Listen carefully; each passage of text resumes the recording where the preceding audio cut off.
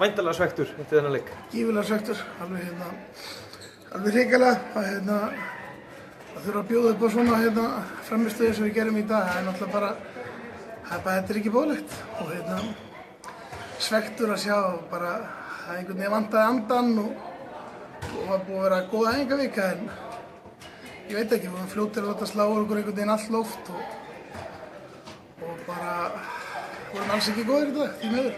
Það er kannski, ef maður spyrir núna, hvað fór ekki útskýris í leiknum? Það var ekki mikið sem var í lagi. Teitur var að gera góða hluti sóknarlega, við getum tekið það út. Mér fannst Herger koma að krafti í vörðina, sem þýðir það við getum notað hann. Við fengum allan eitthvað út fyrir svo seinni hálfleik, hvað það varði. Ég er kannski að gleyma einhverjum 1-2 punktum, en það er ekki mikið meira en það. En eftir svona leiki, hvað tekur við þegar það ríf upp bara stemninguna eða? Já, ég ætla að vona það að menn fara að sýna smá anda. Við mættum norður og vorum það sem vantaði bara einhvern veginn framlag frá fleirum en 1-2 mönnum og það vantaði einhvern veginn bara, það vantar svona djörfung og dug í okkur. Það vantar einhvern anda og ef menn horfa á þennan leik, það er miklu meira andi í F-liðinu, það er svona miklu meiri vilji og þrá hjá þeim en það er ekkert svoleiðis hjá okkur en alltaf, við erum bara alveg hrikalega slakir í vörn.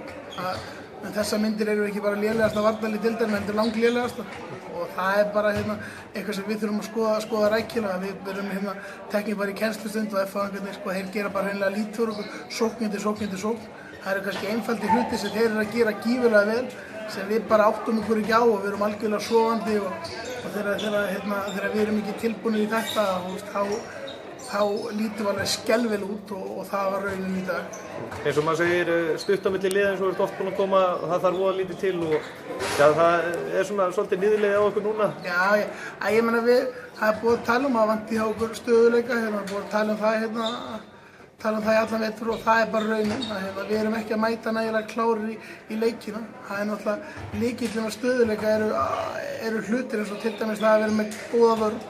Ef þú myndir geta mætt í hvern einasta leik með góða vörn, þá verður konum með stöðuleika bara alveg leið. En þetta er bara ekki til staðir á okkur og þetta er eitthvað sem við þurfum að vinna í áfram og reyna að bæta. Þetta hefur komið á köflum, var í byrjun móts og síðan kom þetta 3-4 leiki hérna í byrjun og mitt mót.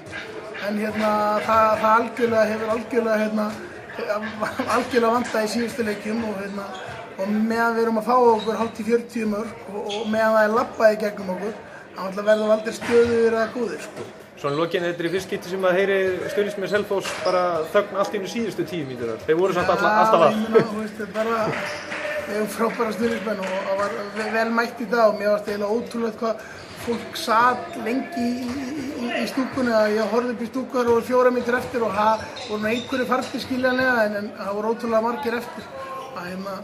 Það er svona að fólk gafst ekki alveg upp á okkur en það er náttúrulega erfitt að hvetja menn áfram inn á vellinum og vera að búa til einhverja stemningu þegar það er ekkert svoleiðis inn á vellinum og það er alveg ljóst að við verðum náttúrulega að koma með þetta sjálfur. Ef við viljum fá okkur úr fólkinu þá verðum við að koma með stemminguna sjálfur ef við viljum bara fá okkur út úr þessu og hafa gaman þá náttúrulega þýðir ekki að mæta með hangandi haus. Bestu þakkir, gangi vel.